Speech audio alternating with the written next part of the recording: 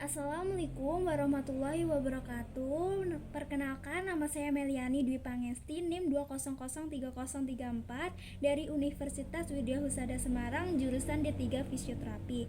Nah, di sini saya akan menjelaskan mengenai etiologi torticollis. Etiologi torticollis yang tepat belum diketahui dengan pasti. Namun, untuk saat ini, penyebab dari timbulnya torticollis adalah karena proses persalinan yang sulit, sehingga membutuhkan bantuan persalinan, dan juga karena posisi bayi dalam kandungan, misalnya sungsang. Alat bantu persalinan ini akan dapat menyebabkan terjadinya cedera pada otot sternocleidomastoideus. Torticollis dapat disebabkan karena trauma di dalam proses persalinan. Kemudian selain itu, torticollis pada bayi juga dapat disebabkan oleh karena terjadinya kesalahan pada posisi leher janin di dalam kandungan atau di dalam uterus.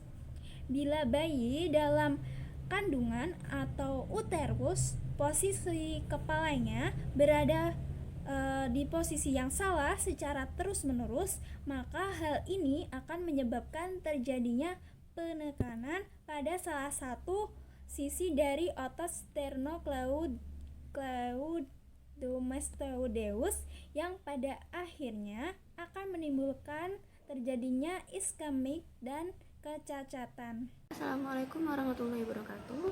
Nama saya Ana Maulina dari Prodi 3 Fisioterapi Universitas Widya Husada Semarang dengan NIM 2003069.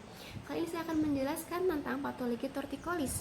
Posisi kepala yang tidak normal di dalam kandungan dapat menyebabkan terjadinya pemendekan atau kontraktur pada otot sternocleidomastoideus. Karena posisi kepala dan leher dalam keadaan deviasi, kelainan yang tampak akibat dari adanya trauma pada proses persalinan, terutama pada proses persalinan yang sulit yang mana membutuhkan alat bantu atau seperti forceps yang dapat mengakibatkan terjadinya penekanan pada otot atau tarikan yang berlebihan antara bahu dan leher sehingga dapat menyebabkan terjadinya kerobekan dan pendarahan pada jaringan otot. Nah, robekan otot ini dapat terjadi pada fleksi lateral leher, dan pendarahan ini jika tidak ditangani dalam waktu yang cepat akan menyebabkan terjadinya fibrosis dan pemendekan pada jaringan otot sehingga otot akan kehilangan keelastisannya. Apabila otot tersebut dibiarkan atau tidak mendapatkan perawatan yang khusus dan intensif, maka akan menimbulkan adanya kesesatan yang akan mengikutinya selama pertumbuhannya, yaitu akan tampak ketika asimetrisan atau ketidaklurusan dari posisi kepalanya. Assalamualaikum warahmatullahi wabarakatuh. Perkenalkan, nama saya Farid Hasanuddin, NIM 2003018 dari Prodi D3 Fisioterapi Universitas Widya Husada Semarang. Di sini saya akan menjelaskan patofisiologi torticollis. Nah, torticollis ini melibatkan pemendekan otot di sekitar leher, terutama otot sternocleidomastoideus. Gangguan otot yang terjadi dapat berupa spasme atau kontraktur, yang juga dapat melibatkan otot trapesius, terus splenius, scapula, scalenus, dan platysma. Gangguan otot ini dapat disebabkan oleh proses yang idiopatik maupun proses inflamasi, infeksi, tumor, atau trauma. Otot sternocleidomastoideus terletak di anterior leher. Insersionya terdapat pada sternum, terus sternum fulcula, terus clavikula di aspek medialnya, terus regio occipital, garis leher lateral, dan mastoid. Serabut otot memiliki arah oblik ke atas dan keluar. Otot ini berperan dalam rotasi kontralateral, terus kemiringan ipsilateral lateral, dan fleksi kepala. Terus ada dua patofisiologi lagi di torticollis, yaitu patofisiologi torticollis kongenital yaitu sering terjadi pada persalinan sungsang atau forceps yang sulit. Torticollis ini disebabkan oleh trauma lokal pada jaringan lunak leher sebelum atau selama persalinan. Setelah trauma terbentuk, fibrosis otot sternocleidomastoideus yang akan menyebabkan pemendekan otot unilateralnya. Selain itu, dapat terjadi pembentukan hematoma yang diikuti oleh kontraktur otot. Hipotesis lain seperti malposisi janin dan dalam rahim dan adanya sindrom kompartemen intrauterin atau perinatal juga mungkin menjadi penyebab torticollis ini. Terus yang kedua, patofisiologi torticollis acquired. Torticollis acquired bisa disebabkan oleh distonia otot lokal atau oleh kelainan sistem saraf pusat. Distonia lokal, distonia vokal maupun kelainan serta dapat berupa suatu proses idiopatik maupun proses infeksi, inflamasi, tumor atau trauma. Terus kelainan otot ini dapat terjadi pada otot leher, vertebra servikal maupun otak.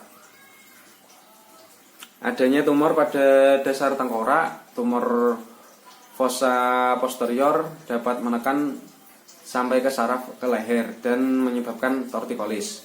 Sementara itu, adanya infeksi pada faring posterior juga dapat mengiritasi saraf yang menyuplai otot leher dan menyebabkan torticollis. Dengan ini infeksi juga dapat diobati dengan antibiotik jika belum parah dan tetapi dapat memerlukan debridement atau bedah pada kasus yang sulit diatasi. Shalom, perkenalkan nama saya Rita Gomez Suarez, NIM 2003072 dari Prodi D3 Fisioterapi Universitas Widya Husada. Baik, di sini saya akan menjelaskan penanganan pada torticollis. Penanganan yang pertama yaitu penanganan otot leher.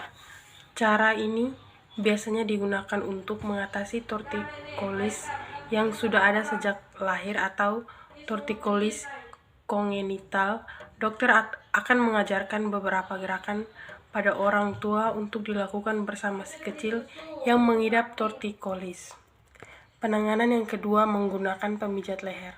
Sedangkan torticollis ini yang terjadi karena adanya kerusakan pada sistem saraf tulang belakang ataupun otot, maka salah satu pilihan pengobatan yang dapat dilakukan adalah dengan menggunakan pemanas atau pemijat leher. Cara ini efektif untuk meredakan rasa nyeri. Penanganan yang ketiga menggunakan alat penyangga leher. Pengidap torticollis juga dianjurkan untuk melakukan latihan peregangan leher secara rutin untuk mengatasi otot leher yang tegang.